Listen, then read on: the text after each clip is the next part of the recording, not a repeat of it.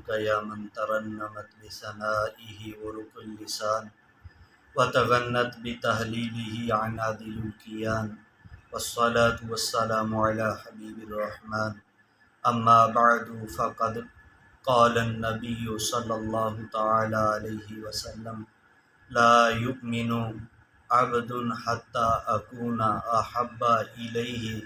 من نفسه وأهلي أحب إليه من أهله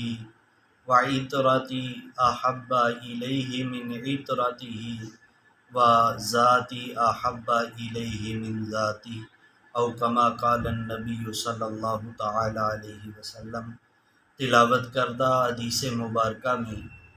اللہ کے پیارے محبوب صلی اللہ تعالی علیہ وآلہ وسلم نے ایک کامل ایمان والے شخص کے لیے چند چیزوں کا ہونا ضروری بتایا ہے، جس میں سب سے پہلی بات یہ ہے کہ اللہ کے محبوب نے ارشاد فرمایا کہ کوئی بھی انسان اس وقت تک کامل ایمان والا نہیں ہو سکتا جب تک وہ اپنی ذات سے بھی بڑھ کر مجھ سے محبت اور پیار نہیں کرے گا۔ دوسرے نمبر پہ اللہ کے پیارے محبوب نے ارشاد فرمایا کہ صرف اپنی ذات ہی نہیں بلکہ جب تک میرا ہی اہل و عیال سے وہ اپنی اہل و عیال سے بڑھ کر محبت نہیں کرے گا اس وقت تک بھی کامل ایمان والا نہیں ہو سکتا۔ اور صرف اہل و عیال تک ہی نہیں بلکہ پھر فرمایا کہ جب تک وہ اپنی اولاد سے بڑھ کر میری اولاد سے محبت نہیں کرے گا اس وقت تک وہ کامل ایمان والا نہیں ہو سکتا۔ اور آخر میں اللہ کے محبوب نے ارشاد فرمایا کہ جب تک وہ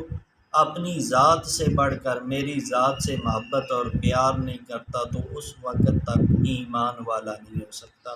اور اس حدیث مبارکہ کے اندر اللہ کے پیارے محبوب نے اپنے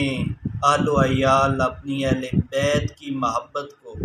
ایک بندہ مومن کے لیے لازمی قرار دیا ہے۔ اور دوسری حدیث مبارکہ میں اللہ کے پیارے محبوب صلی اللہ علیہ وآلہ وسلم ارشاد فرماتے ہیں، یہ حدیث مبارکہ سیدنا حضرت حسن بن علی رضی اللہ تعالیٰ عنہ سے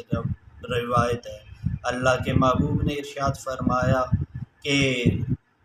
اہل ایمان کو چاہیے کہ وہ ہم اہل بیت سے مودت کریں، یعنی حد سے بڑھ کے محبت کریں۔ اور جو بندہ اللہ تعالیٰ سے ملاقات کرتا ہے اس حال میں کہ وہ میری آل سے میرے اہل بیت سے مودت کرنے والا ہوگا تو اللہ کے محبوب نے ارشاد فرمایا کہ وہ ہماری شفاعت کی بنا پہ وہ جنت میں داخل ہو جائے گا۔ اور پھر اللہ کے محبوب نے قسم اٹھائی کہ مجھے قسم ہے اللہ تعالیٰ کی ذات کی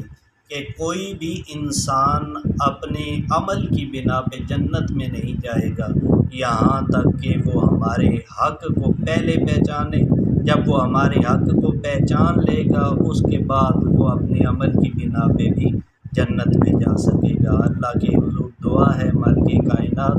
ہمیں اپنے محبوب کی ذات سے اور ان کی آل پاک سے محبت کی توفیق عطا فرمائے۔ وما علیہ الا البلاغ۔